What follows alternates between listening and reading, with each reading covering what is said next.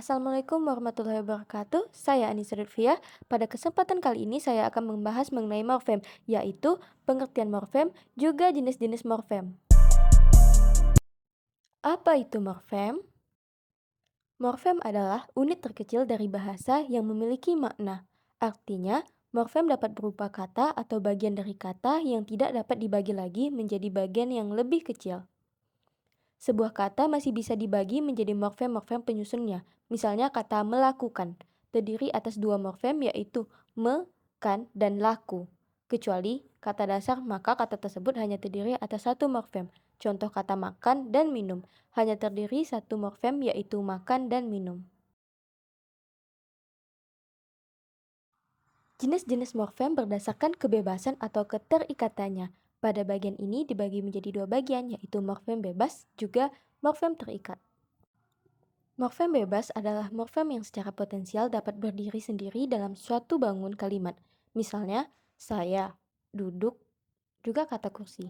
Morfem-morfem tersebut bisa berdiri sendiri tanpa harus digabung dengan morfem lain. Sedangkan morfem terikat adalah morfem yang tidak bisa berdiri sendiri dan selalu terikat dengan morfem lain untuk membentuk ujaran. Misalnya ber, meng, kan. Morfem-morfem tersebut harus terikat dengan morfem lain agar bisa berdiri dalam sebuah kalimat, misalnya bercerita, menganalisis, dan jelaskan. Nah, selanjutnya jenis-jenis morfem berdasarkan keutuhannya. Pada bagian ini dibagi menjadi dua bagian, yaitu morfem utuh juga morfem terbagi.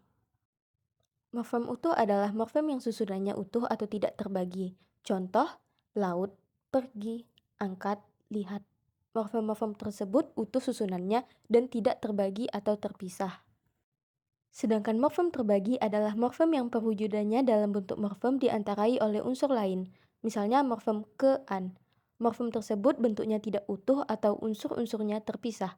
Di antara ke dan an ada unsur lain, misalnya unsur satu, menjadi kesatuan. Jadi, ke dan an pada ke-an adalah satu morfem, meski terpisah.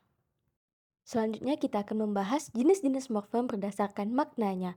Di sini terbagi menjadi dua bagian, yaitu morfem bermakna leksikal dan morfem tidak bermakna leksikal. Morfem bermakna leksikal adalah morfem yang mempunyai makna leksikal. Makna leksikal adalah makna kata atau leksem sebagai lambang benda, peristiwa, objek, dan lain-lain.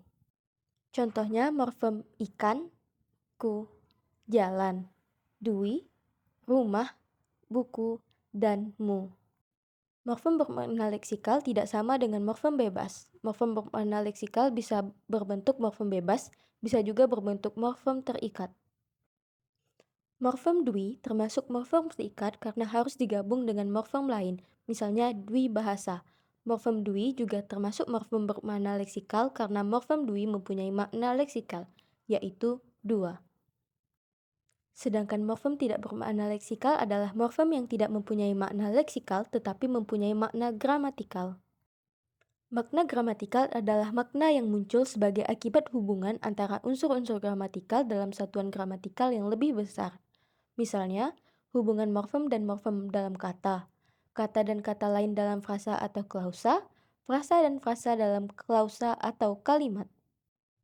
Contoh morfem bermakna leksikal bisa berupa afiks seperti me, di, ter, ber. Bisa pula berupa partikel seperti dari, ke, dan, wah.